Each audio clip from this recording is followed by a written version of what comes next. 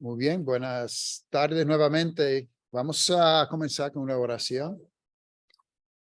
Señor, gracias te damos por este día. Pedimos que tu espíritu esté con nosotros en este estudio. Pedimos especialmente en, en estos momentos por Aramis, que esté con ella, con su salud. Y también pedimos que esté con Lilian. No sabemos su situación, pero pedimos que se pueda ir mejorando y está con nosotros la próxima vez junto con Julio. Que este estudio, Señor, sea a tu agrado en el nombre de Jesús. Amén. Amén. Estamos en el libro de Salmos, leyendo la Biblia en un año. Y esta semana nos tocó leer Salmo 19 al 37. Y también en el Nuevo Testamento, Hechos 19 también hasta el 23. Los salmos son diferentes que Hechos, en el sentido que Hechos es una historia y salmos son cada salmo individual. No hay una historia, aunque detrás de los salmos sí tenemos historia, especialmente los salmos de David. Muchos de ellos se escribieron diferentes momentos de su vida, cuando estaba en apuros, cuando lo perseguían, cuando estaba en guerra, etcétera. Y algunos de los salmos también contienen profecía, como por lo menos uno o quizás dos de los salmos que leímos hoy, o quizás más, tenemos profecía también. Así que, como siempre, los que tienen algún comentario, alguna pregunta, alguna observación. Hay demasiado, pues tenemos una hora. Bueno, 56 minutos para ser exacto. ¿Cuál es el primero entonces, Doris? El Salmo 19. Ok, vamos al Salmo 19. Ángel, ¿tiene ISOR por casualidad? Ok.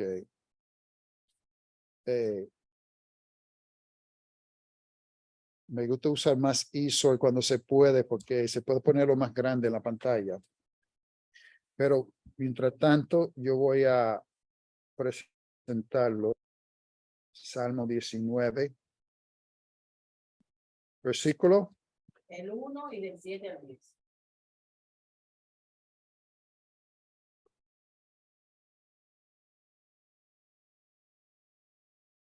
Ok. Como voy a dejar que otros participen, pero solamente me llegó mucho a la mente en los salmos que escogí, que me acuerdan a la parte que estuvimos hablando de Job, todo lo que tiene que ver con la creación. Ok.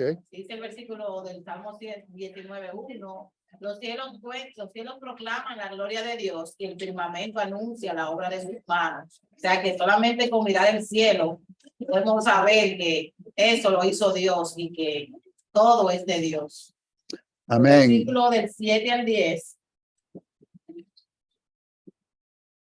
Es una parte muy buena.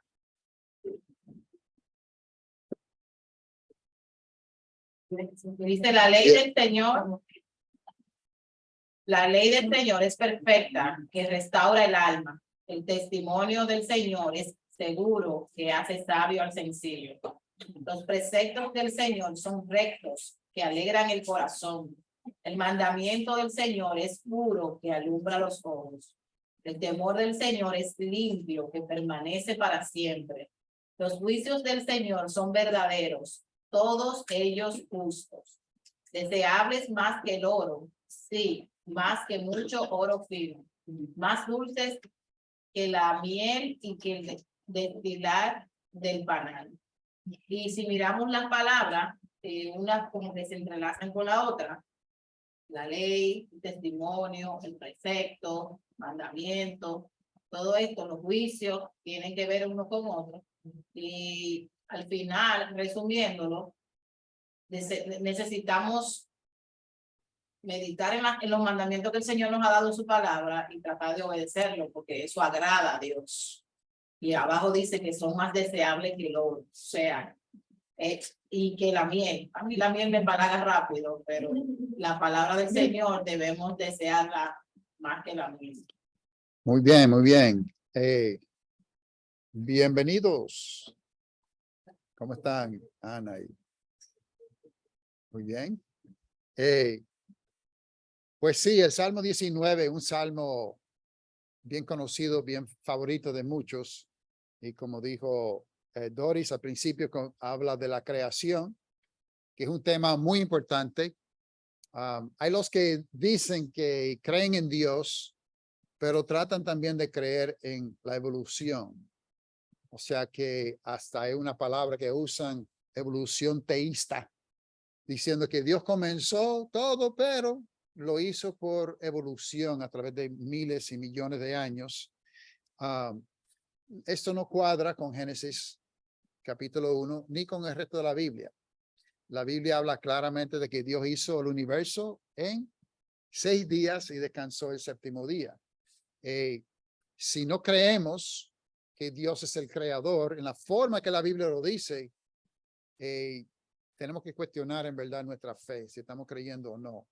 De hecho, la gente quiere seguir a los que se llaman científicos porque aparentan ser muy inteligentes, pero como dice la Biblia, profesando ser sabios, se hicieron necios, porque ellos mismos, si examinaran científicamente, históricamente, tendrían que rechazar muchas de sus teorías porque no cuadran con los hechos. Y no hay tiempo hoy, obviamente, de entrar en todo ese detalle. Lo que me interesa este tema, hay muchos libros y el website, por ejemplo, Answers in Genesis, y mucha información de científicos que sí creen en la Biblia y dan mucha prueba de que Dios existe. Una de las cosas más grandes es sencillamente el diseño del universo, la organización del universo. Los cielos proclaman la gloria de Dios en muchos sentidos, ¿verdad? Primeramente, a ver nada más las estrellas de noche y la luna de noche, el sol de día y hasta las nubes y lo que se ve arriba, todo y el arco iris que Dios hizo también, y los truenos y los relámpagos y los huracanes y los tornados, todo lo que hay que demuestra la grandeza y el poder de Dios, sin hablar de la creación de seres humanos y de animales y de criaturas, etcétera. Todo es un diseño. Si la tierra fuera más grande, ¿qué pasaría? ¿Quién sabe? Si fuera más grande, la gravedad aplastaría a los seres humanos. Si fuera más grande. Si fuera más chiquito, no aguantaría el aire, la atmósfera, no quedaría, entonces sería como la luna que no tiene atmósfera.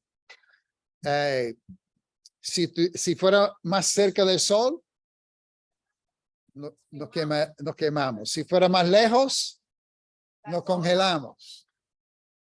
Y si no diera vuelta, un lado se quemaría, el otro lado estaría congelado. Y eso nada más viendo la tierra, el diseño, que los cielos sí proclaman la gloria de Dios. Hay que tener más fe para creer en la evolución que creer en el Dios creador del universo, que hay bastante evidencia, y eso es una de las razones que vemos en Salmo 19, cómo es que en la creación, como Dios mismo cuando se manifestó a Job, como dijo Doris, y también en Romanos 1, que hemos mencionado muchas veces, y a través de la Biblia, es el creador del universo que nosotros adoramos. Ni más ni menos. Es el Dios todopoderoso que siempre ha existido, que él decidió hacer un mundo, y este mundo completo es creación de él. Claro, se dañó por el pecado, pero eso no fue por culpa de Dios tampoco. Sencillamente dio libre albedrío a los seres humanos y a los ángeles y otros seres que creó, y dando libre albedrío da la oportunidad de que pequen, y muchos pecaron. Por no decir que todos pecamos y estamos destituidos de la gloria de Dios, como dice la Biblia. Así es que él, en su grandeza y su bondad, quería tener hijos adoptivos que lo amáramos de corazón, no por obligación. Y por eso que existe la maldad en el mundo, no porque Dios sea malo, pero sí, a pesar de la creación, ha sido condenado por el pecado. Como quiera, no se puede esconder la grandeza de Dios en esa creación. Esa es la primera parte de Salmo 19. Después volveremos a la segunda parte. Sí. No, voy a ese mismo salmo. Ok. Sigue. Bueno, Sí. del 12 al 14. Ok. Antes de eso, vamos a hablar de la parte que leyó Doris, de la ley del Señor, que es perfecta. Restaura el alma. Los preceptos son rectos, alegran el corazón. Para el cristiano, no debe ser una carga leer la Biblia, aunque Satanás nos engaña, nos presenta muchas cosas brillosas e interesantes, noticias y cosas del mundo y chismes y cosas que aparentan ser más interesantes. Preferimos prender radio o televisión que leer la palabra de Dios. Pero si en verdad amamos a Dios, nos damos cuenta de que la palabra de Dios es dulce más que la miel. Es como si hay un ser querido que tú no has visto, no has escuchado en mucho tiempo y de repente te llaman, te sientes y tú querías hablar con ellos porque quizás hay gente que tú no quieres hablar, pero una persona que tú quieres hablar, pues te pone alegre. Un familiar, alguien, un amigo que hace tiempo no ha visto.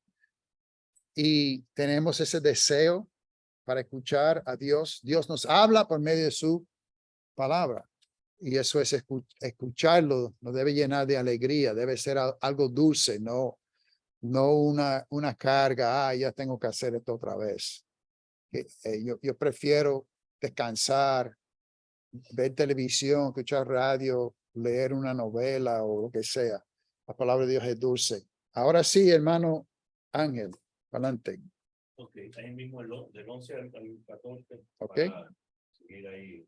Para seguir el mismo capítulo. Sí, porque dice que tu siervo amonestado por ellos, por lo que ya hemos leído, y en guardarlo hay gran recompensa. ¿Quién puede discernir sus propios errores? Absuélveme de los que me son ocultos. Guarda también a tu siervo de pecados de soberbia, que no se enseñoreen de mí. Entonces seré íntegro y seré absuelto de gran transgresión. Sean gratas las palabras de mi boca y la meditación de mi corazón delante de ti, oh Señor, roca mía y redentor mío.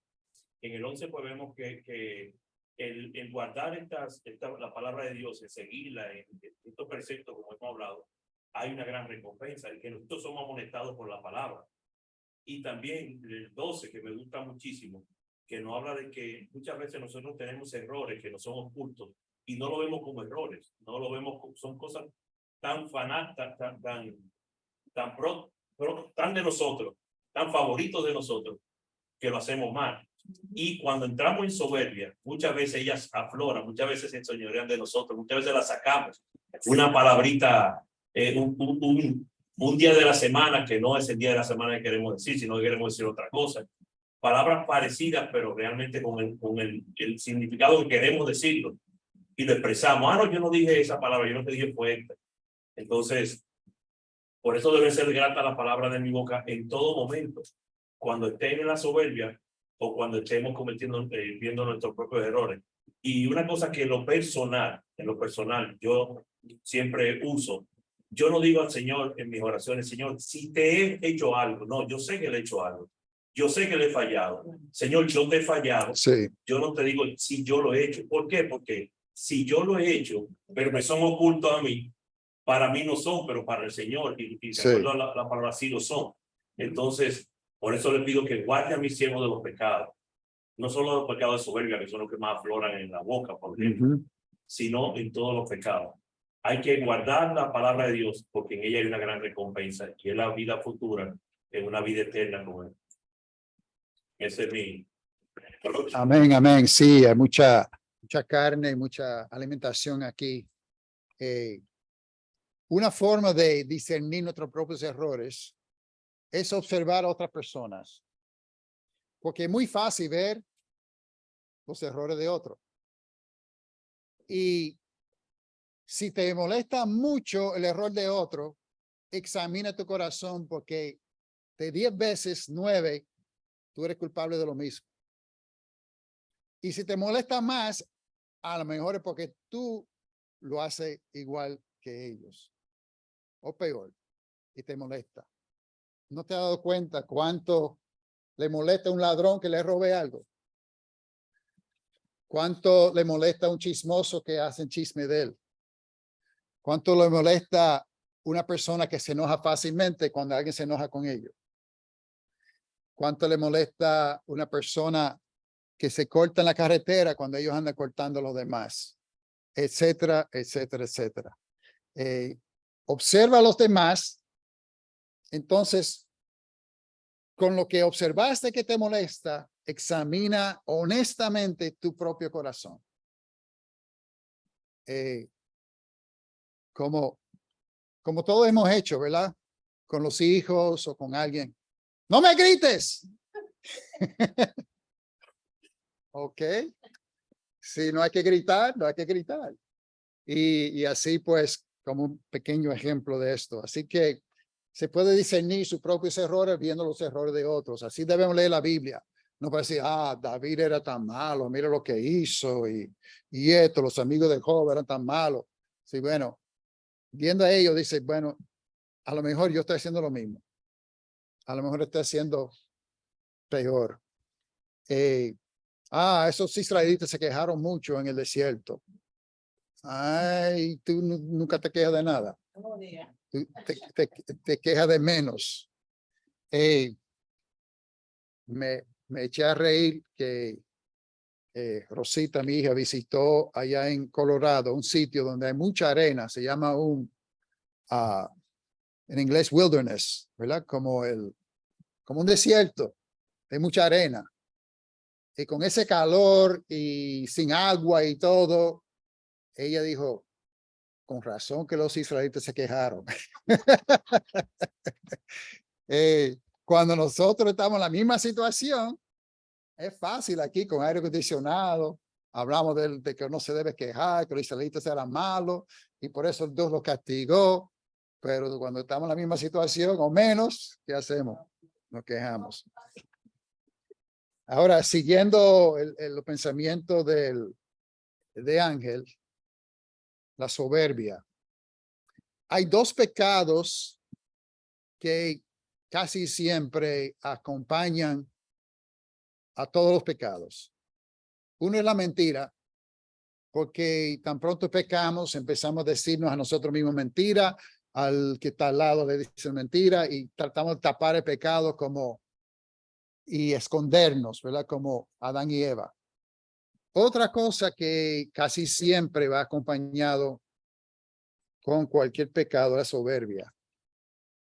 Primeramente, por un lado decimos que Dios es grande, Dios es sabio, Dios sabe todo y cantamos media hora alabando a Dios y aplaudiendo y dándole gracias y todo, porque Él es grande, es poderoso. Y tan pronto salgamos de aquí, lo que Dios dijo, hacemos lo opuesto.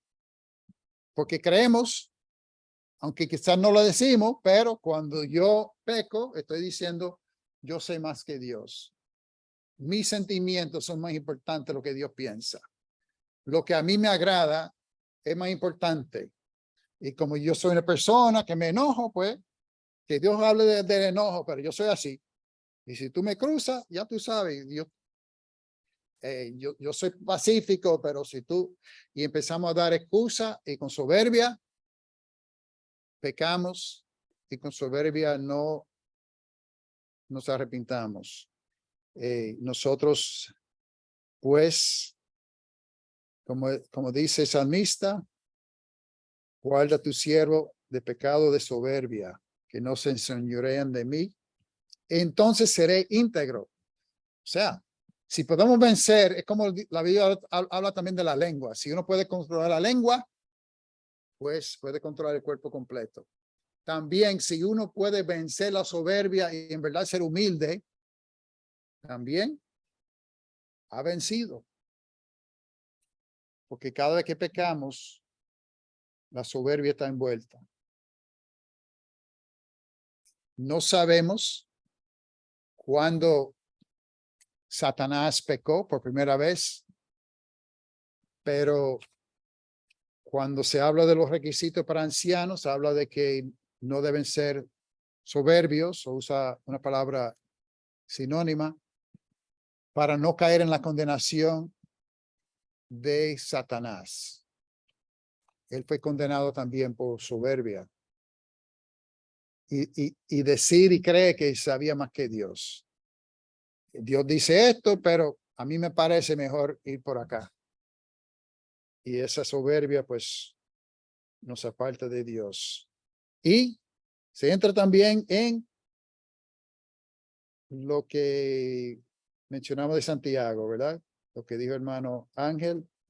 Sean gratas las palabras de mi boca y la meditación de mi corazón. O sea, porque de la abundancia de corazón habla la boca. Si algo se nos sale, se me salió esa palabra, no quiso, pero eso estaba en tu corazón. Y por estar en tu corazón, salió. Y si salió, pues antes de salir ya estábamos pecando en el corazón. Si tenemos esos pensamientos. No hay que maldecir a un hermano para pecar, nada más odiarlo en el corazón. Dice la palabra de Dios. Muy bien. Mucho en el Salmo 19. Otras observaciones de la lectura de hoy, de Salmo 19 a 37 y de Hechos 19 a 23. 19:4. No queremos salir de 19, ¿está bien? Okay. Did you have eSword or you do? You have the NBLA? You have it or not yet? You do? All right, I'll let you share. Psalm 19:4. Salmo 19:4. Sigue, Cesarino. Dice que por toda la tierra salió su voz, y hasta el extremo del mundo su palabra. Lo que yo veo aquí es que cuando salió su voz, fue la palabra que fue implantada al conocer la verdad de nuestro corazón y nuestra voluntad. Okay. Y que por fe y por gracia, el Señor nos envía a decírsela a aquel que no la conoce. Muy bien. Porque él no tuvo que decir nada, solo con la creación de lo grande y lo maravilloso que es él. Sí, porque aquí está hablando de que la creación, otra palabra, está gritando, ¿verdad? La creación está alabando a Dios. Yo digo Nada más hay que escucharlo. Para mí, yo lo veo así, no sé si traen el error. Cuando los árboles se mueven por el viento, yo siento que es el aliento de Dios, su poder tan inmenso, para que veamos que Él está vivo. Eso no es un Dios muerto. Cuando un árbol se mueve, el aire te da en tu piel, en tu cara. El Señor que está contigo, está diciendo aquí estoy. O sea, lo que tenemos que tener cuidado, que hay una línea fina entre ver la creación de Dios y el animismo. ¿Qué es el animismo?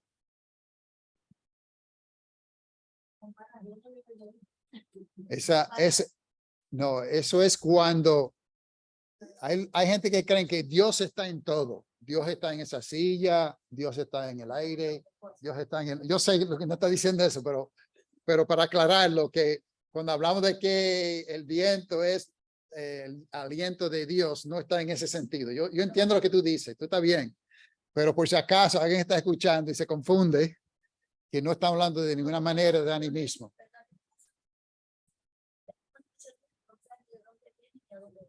Bueno, se compara el viento con la obra del Espíritu. No está diciendo que el viento es el Espíritu, pero sí, toda la creación nos ayuda a ver a Dios pero no es que la creación sea Dios. Ahí es donde es como tú ves, viéndolo el hijo de una persona, tú ves los padres en el hijo, pero el hijo no es los padres. Tú ves en la creación la obra de Dios, pero no es que vemos a Dios literalmente en la creación. Pero sí, entiendo lo que está diciendo. Está bien. Muy bien, sí. So if you do the wheel mouse, you can make it bigger, and then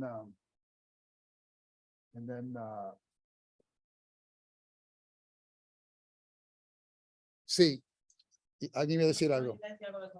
Ajá, sí. Como ella estaba explicando, a mí me hace pensar que que Dios provee está bien el árbol, pero que provee el aire y así cuando, o sea, quizás no estoy diciendo que se mueve porque en ese momento Dios lo está moviendo, pero sí puedo pensar que eso se hizo porque Dios lo hizo. Sí, claro. Eso es lo que puedo. Definitivamente. Y igual que ver una casa que una persona construyó, se puede ver los pensamientos del arquitecto o de constructor, y ver su habilidad, etcétera, y uno alaba a la persona que lo hizo, pero la persona que lo hizo no se convierte en la casa. Eso es el punto, sí. Mecho. Me gusta mucho en el capítulo 25, el versículo 4 y 5. Salmo 25, 4 y 5.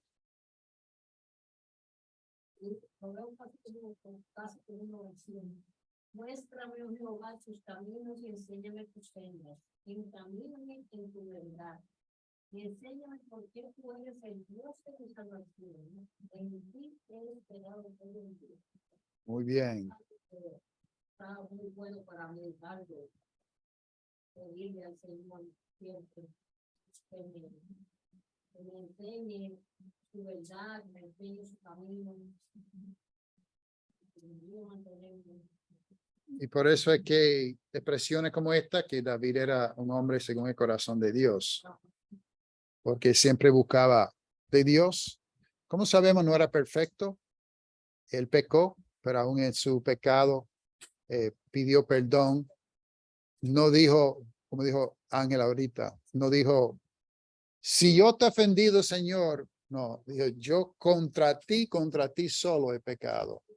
Él reconocía que su pecado, aunque pecó contra los seres humanos también, pecó contra Betsabé, pecó contra Urías, pecó contra sus hijos, pecó contra todo Israel, pero lo que era más grande era su ofensa a Dios, aun cuando ofendió a muchos y hasta causó la muerte de unos cuantos. No era solamente Urías, eran los que se acercaron al muro por mandato de él para que muriera Urías. Y aún así, la ofensa más grande contra Dios. Y eso es importante para nosotros, porque muchas veces pensamos, yo puedo hacer lo que yo quiero siempre y cuando no hago daño a nadie. Si yo fumo solo en mi casa y eso no afecta a nadie, pues, pero piensa si afecta a Dios o no. Nuestras acciones, nuestros pensamientos. Si ofende a Dios, eso es lo más grande, lo más importante que debemos preocuparnos, porque el primer mandamiento es amar a Dios. El segundo mandamiento es amar a tu prójimo. El mundo lo pone al revés. El mundo dice, bueno, si tú no haces daño a tu prójimo, tú estás bien delante de Dios. Posiblemente sí, posiblemente no. Que sí, la Biblia dice que si no amamos al hombre que hemos visto, al hermano que hemos visto, ¿cómo podemos decir que amamos a Dios que no hemos visto? Eso sí es cierto, pero tampoco vamos a decir, bueno, yo puedo hacer lo que me dé la gana siempre y cuando no hago daño a ninguna persona. O dos adultos, si están de acuerdo en hacer cualquier cosa ellos y no hacen daño a nadie, pues, ¿quién soy yo para juzgarlo? Si dos personas no casados quieren vivir juntos, si dos hombres o dos mujeres quieren tener relaciones, ¿quién soy yo? Porque ellos están de acuerdo. Sí, no se puede hacer contra un niño, pero dos adultos, y tiene esa mentalidad del mundo, que lo que no piensan es que tus acciones, aunque las personas con las cuales tú participas en esa acción están de acuerdo, puede estar ofendiendo a Dios. Y ahí es donde tenemos que preocuparnos. Muy bien. Así que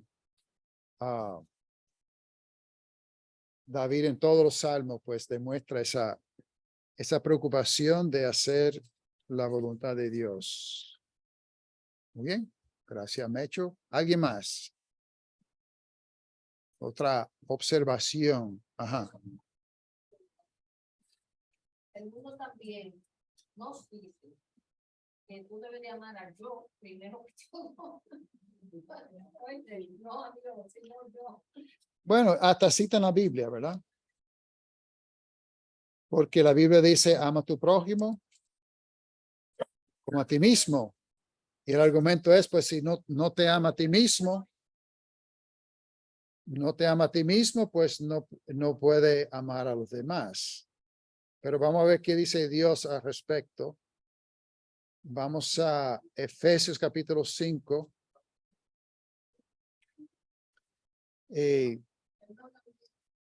Efesios 5:29, por favor, Ángel. 5:29. Aquí está hablando de que el hombre debe amar a su mujer como a sí mismo. ¿Y qué dice? Nadie aborreció jamás a su propio cuerpo, sino que la sustenta, lo cuida, así como también Cristo a la iglesia. Pero dice, bueno, yo veo gente que no se cuidan. Ellos no se bañan, toman drogas, etcétera. ¿Por qué lo hacen? ¿Por qué la gente usa drogas? ¿Por qué usan alcohol? ¿Es para ayudar al prójimo? ¿Es porque no se aman y aman a los demás demasiado?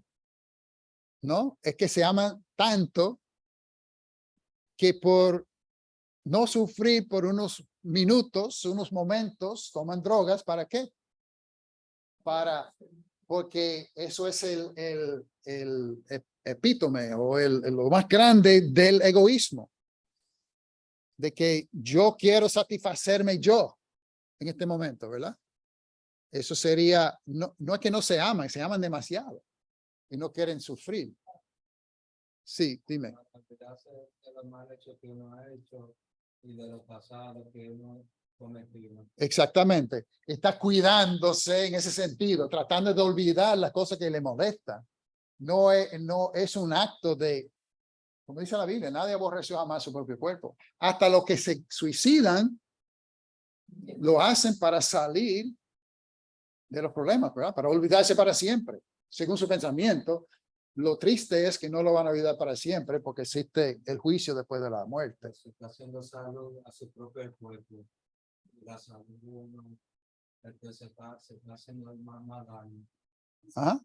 Y haciendo daño, pero lo hace todavía por el egoísmo. ¿Ve? No tenemos que decir a la gente, tú tienes que amarte más para estar bien. No, tienes que amar a los demás y pensar antes de tomar ese licor. Si tú amas a tu esposa, tú amas a tus hijos, antes de tomar ese trago, ¿qué va a decir? ¿Qué va a pensar? Bueno, esto a mí me va a hacer sentir bien, pero la Biblia dice que yo debo amar a los demás. Así que no le voy a dar el trago a ellos tampoco, pero sí, en vez de tomar el trago, me voy a quedar en mi buen juicio para poder atenderlos a ellos bien, para no perder mi trabajo, para no tener problemas. Yo voy a hacer lo que conviene para mi familia.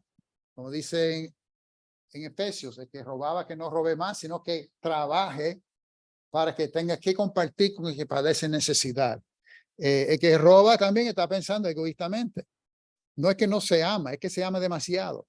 Se ha torcido su pensamiento cuando nosotros, y es irónico, pero es cierto, cuando tú amas a los demás, tú recibes más beneficio que amándote a ti mismo primero. Porque en el matrimonio, si tú amas a tu esposo te ama a ti, tiene mucho más beneficio que tú amándote a ti solo, y ella se ama a ella, y entonces están separados y no reciben los beneficios los unos de los otros, y están marginados y quizás acaba hasta en divorcio. Así que Dios sabe lo que hay. Que sí, la psicología dice la cosa al revés. Ahora, lo que a veces habla de amarse a sí mismo, existe sí una cosa de confianza, y ahí es donde entra también poniendo en práctica lo que dice la Biblia. Dios nunca nos quiere quitar el ánimo. Debemos hacer que animarnos unos a otros. ¿Y por qué que la gente no tiene suficiente ánimo para hacer algo que deben hacer y otra persona tiene que animarlo? También por amarse demasiado.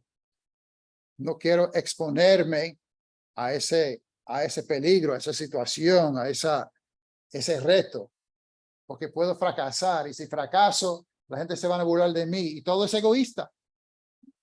Todo es pensando en uno mismo, ese problema.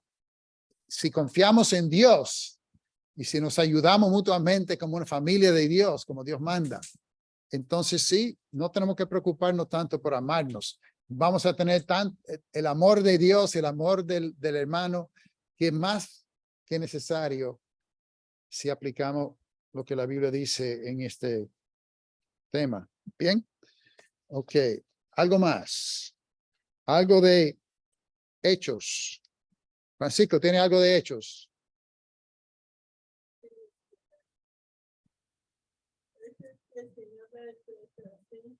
19:35. 19 de 3 a 5. Ok. ¿Qué hay ahí? Aquí que eran personas que no habían escuchado del Espíritu Santo de Dios Ok. y necesitaban bautizarse. Ok. Y es interesante la forma que sucede, ¿verdad? Porque cuando Pablo llega allí, de hecho, recuerden que el mismo Apolos en capítulo anterior estaba en Éfeso y él mismo predicaba solamente el bautismo de Juan. ¿Y quién lo corrigió? Priscila y Aquila hicieron esa corrección, y después Apolos, ya con la doctrina correcta, siguió para Corinto. Ahora, Pablo luego llega a Éfeso y todavía encuentran personas ahí que creen que solamente sabían del bautismo de Juan. Y por eso Pablo pregunta en el versículo anterior, en 19:3, que si habían recibido el Espíritu Santo cuando creyeron. Y ellos dijeron, como dijo Francisco, no sabían ni siquiera que había Espíritu Santo. Y la pregunta obvia es, ¿en qué fueron bautizados entonces? Porque a bautizarse en el nombre de Jesús, recibimos perdón de pecados y el don del Espíritu Santo. Si uno se bautiza correctamente, debe por lo menos tener un concepto mínimo de quién es el Espíritu Santo. Claro, a través del tiempo vamos aprendiendo más del Espíritu Santo. Igual que en el matrimonio, uno se casa con una persona y lo conoce suficiente para casarse, ojalá, por lo menos debe conocerse suficiente para casarse, pero luego va conociendo mejor la persona. Debemos conocer por lo menos que existe el Espíritu Santo, por lo menos algo básico del Espíritu Santo que va a venir a morar con nosotros cuando nos bautizamos y nos va a ayudar a desarrollar el fruto del Espíritu, el gozo, paz, benignidad, bondad. O sea, y ellos ni siquiera habían escuchado que había Espíritu Santo. Y obviamente la pregunta es, ¿en qué fueron bautizados? Y dijeron bautismo de Juan, y Pablo dice, pues, Juan bautizó con bautismo de arrepentimiento, diciendo al pueblo que creyeran en aquel que vendría después de él, es decir, en Cristo. Al oír esto, fueron bautizados en el nombre del Señor Jesús. El bautismo de Juan no era en el nombre de Jesús, no era en la muerte de Jesús, fue antes de la muerte de Jesús. Ese bautismo no sirvió para salvación después de la muerte de Cristo. Ya entra en vigor el único bautismo que habla en Efesios, que hay un solo bautismo. Y ese bautismo en el nombre de Jesús, para perdón de los pecados, para recibir el don del Espíritu Santo, enterrando ese viejo hombre y resucitando en vida nueva, ese bautismo que aplica. Entonces, ellos al escuchar esto fueron bautizados. Sabemos que después de esto, Él también impone las manos y reciben dones del Espíritu Santo, además de recibir el Espíritu Santo que recibieron cuando se bautizaron. Pero hay que ver esa parte primero. Los que recibieron dones del Espíritu Santo, o la Biblia dice más directamente, recibían el Espíritu Santo en ese sentido, que el poder hacer milagros. ¿Cuántos dones había según 1 Corintios 12? ¿Cuántos? 9. 9 dones. Si leemos 1 Corintios 12, lenguas, interpretación de lenguas, discernimiento de espíritus, milagros, fe, una fe extraordinaria, etcétera. Hay 9 en total. Y sí, aquí pues, después de bautizarse, recibir el don del Espíritu Santo, Pablo entonces impone las manos y ellos hablan en lenguas también, porque todavía vivían en el tiempo cuando conocían en parte y entendían en parte, porque lo que era perfecto no había llegado. Todavía la Biblia se estaba escribiendo y hacía falta estos dones en la iglesia hasta que se escribió por completo el Nuevo Testamento. Y entonces los dones ya pasaron de uso, de moda, no era necesario. Los dones tienen su peligro también, ¿verdad? Como vemos en 1 Corintios, el problema era que la gente quería tener el don de lenguas, pero menospreciaban los otros dones y hasta abusaban de esos dones. Y Pablo dice, no. Si va a hablar en lenguas en la iglesia, que haya intérprete. Si no hay intérprete, pues quédense callados. Y si yo hablo lenguas en la iglesia, no me van a entender. Mejor decir 5 palabras que mi entendimiento que 10,000 en lengua desconocida, en idioma desconocida. Sé que había abusos y ya el propósito de estos dones era confirmar la palabra. ¿La palabra ha sido confirmada? Sí. Yo no he visto legítimamente, he visto a algunos tratar de imitar estos dones. Pero en mi vida no he visto nadie que en verdad tiene ninguno de estos dones. Pero yo creo en la Biblia. Yo tengo suficiente evidencia de que la Biblia es palabra de Dios para creerlo. No tengo que ver los dones. Ahora, ellos en aquel entonces tenían el Antiguo Testamento, pero venían los apóstoles con un mensaje diferente, diciendo que ya el Antiguo Testamento ya no estaba en vigor y hacía falta prueba de que su palabra venía de Dios. Y las iglesias no tenían todo el Nuevo Testamento como nosotros tenemos. Y alguien tenía que levantarse con el don de profecía y hablar directamente lo que Dios quería. Pero era en parte, porque cualquier profeta que se levantara y hablara 1 hora, palabra de Dios, ¿y qué pasa con todas las otras cosas que tenemos en el Nuevo Testamento? No podía hablarlo, era en parte que profetizaban. Pero cuando venga lo perfecto, que es el Nuevo Testamento, entonces lo que se imparte se acaba, según 1 Corintios capítulo 13. Sí.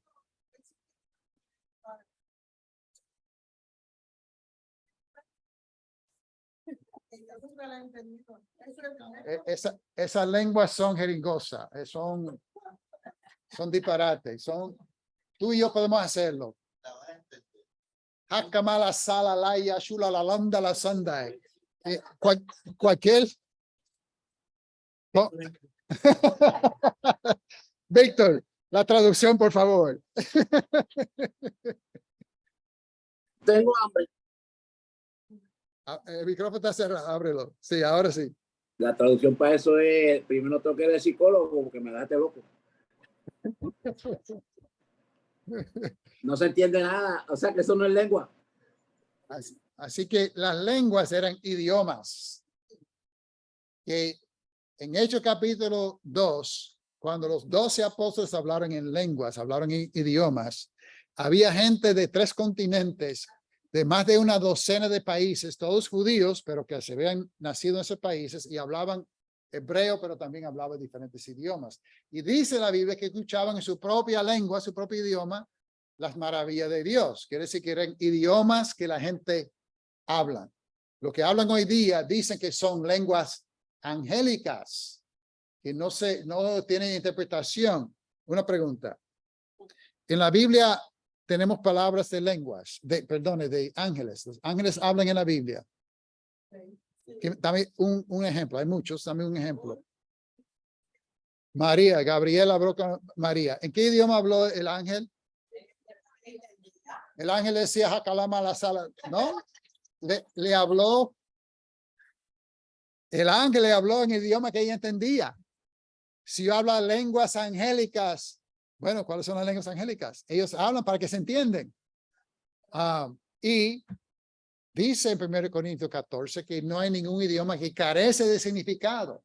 Habla de que cuando te toque la trompeta, ¿verdad?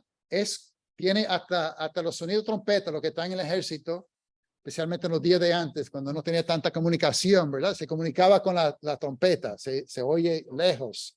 Y hay diferentes formas de tocarlo. Uno para levantarse, otro para acostarse, otro para que es hora de comer, otro para prepararse para la batalla, etcétera. Y tiene, hasta una trompeta tiene significado. ¿Por qué viene la gente y dicen, yo estoy hablando en lengua angélica, pero no se puede decir lo que significa? Si no se puede decir lo que significa, no es lengua bíblica. No edifica tampoco. Y si no hay intérprete, cállese. Yo recuerdo una vez en Puerto Rico, como hacemos aquí a veces, hacemos traducción. Y había un americano predicando en Puerto Rico, predicando en inglés y un intérprete, una iglesia pentecostal. Y el que estaba hablando en inglés hablaba y el de español traducía.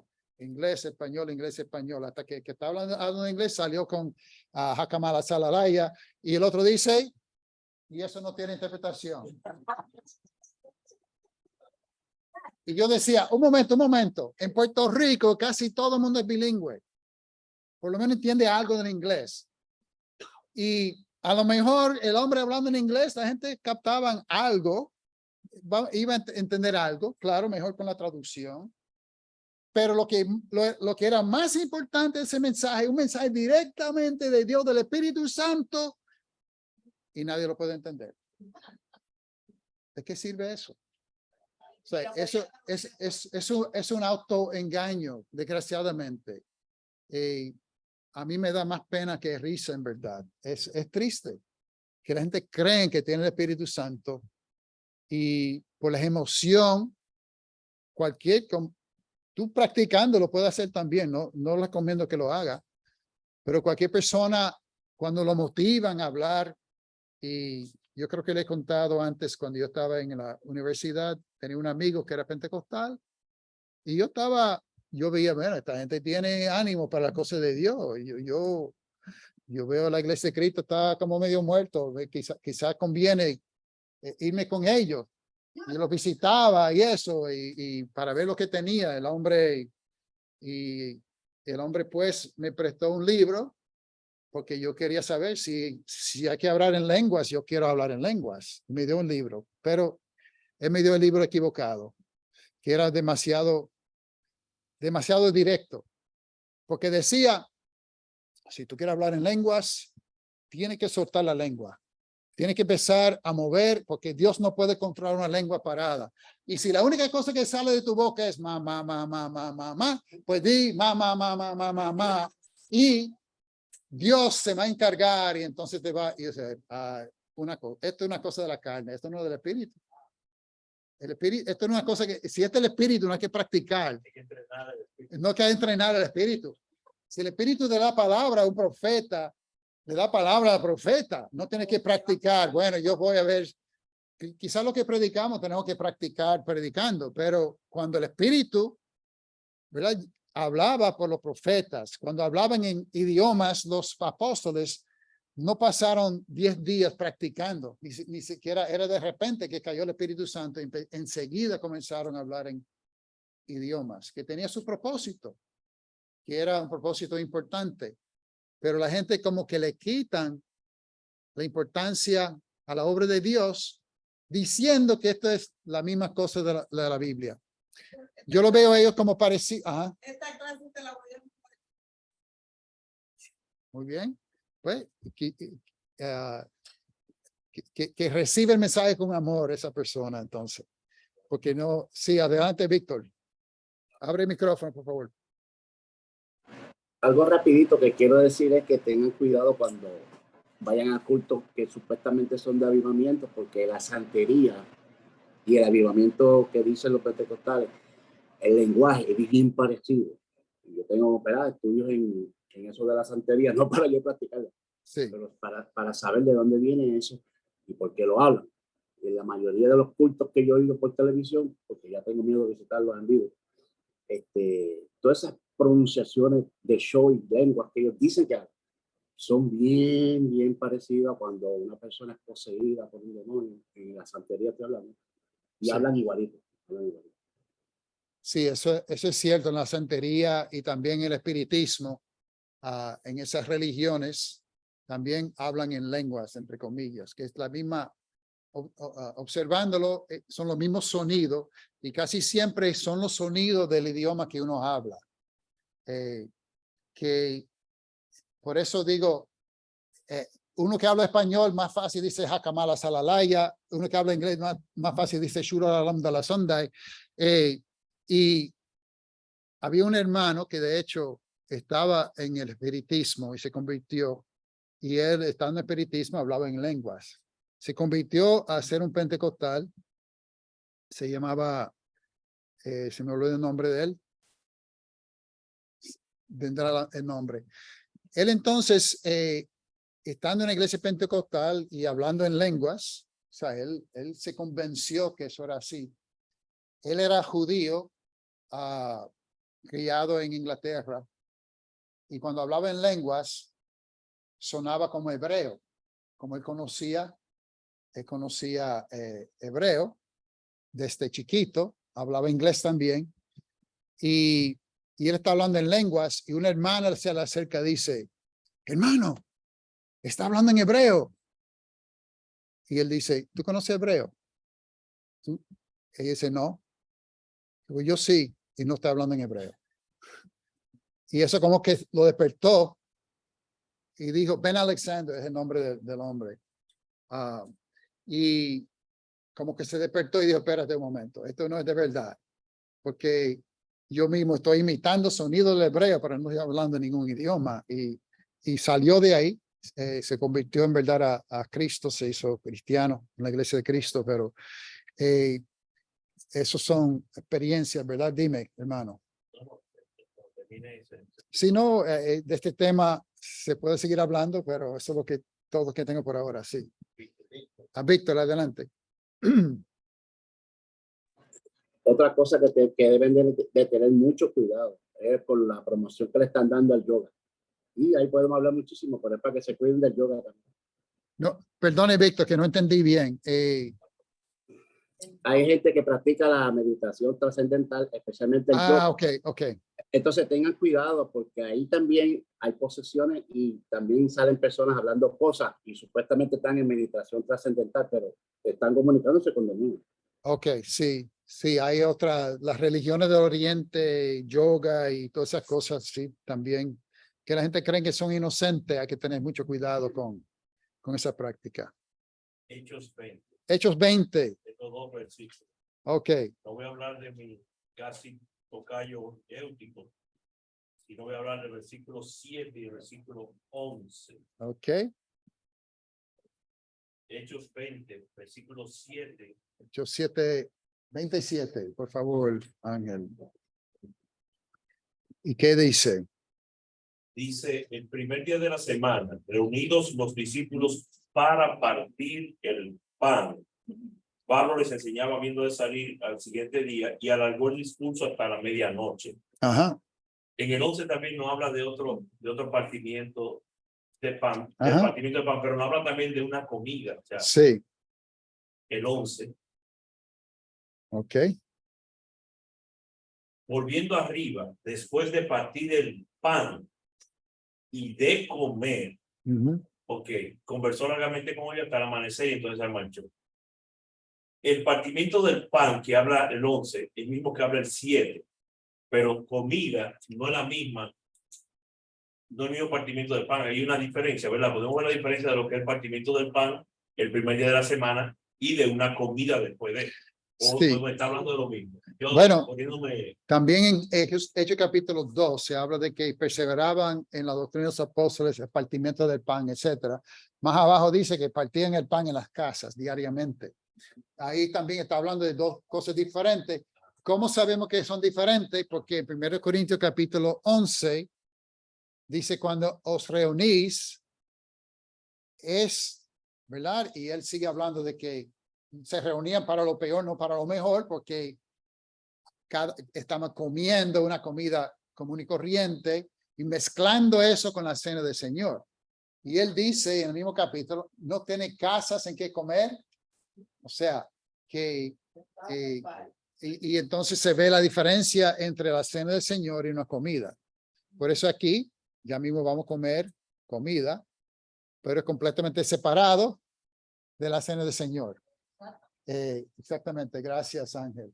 No tiene casa para comer y beber, o desprecian la iglesia de Dios, y avergüenzan a los que no tienen nada. O sea que esa mezcla, algunos dirán, bueno, entonces estamos pecando porque estamos comiendo comida corriente aquí. Pero lo que él está hablando es que la cena del Señor es un momento espiritual, que estamos recordando la muerte de Cristo. No se debe mezclar, no es que no podemos comer juntos comida normal, aunque sea el mismo día que estamos reunidos, es la misma cosa que ir a la casa a comer. No es parte del servicio como tal, pero a comer la cena ya tiene que ser un tiempo separado. No vamos a mezclarlo. Dice, bueno, vamos a comer arroz con habichuela y también al lado tenemos el pan y el jugo de uva. No, es algo separado. Y está separado en Hechos 2, está separado en 1 Corintios 11, está separado en Hechos 20 también.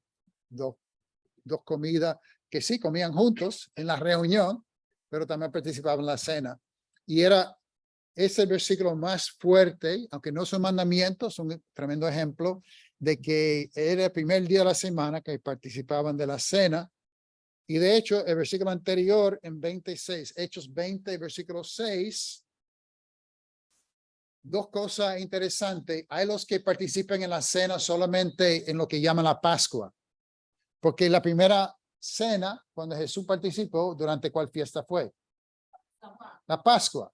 Y muchas iglesias dicen, bueno, durante la Semana Santa, que corresponde más o menos, no corresponde exacto, pero corresponde más o menos a la Pascua, pues en muchas iglesias el jueves de esta semana dice participamos de la cena, igual que Jesús el jueves de la semana que murió, participó de la cena. Pero mira lo que dice. En el mercado de Filipo, después de los días del pan sin levadura, el versículo 7, si quiere poner 7 junto con 6, por favor. Después de la fiesta de panes sin levadura, no durante. Entonces, el primer día de la semana,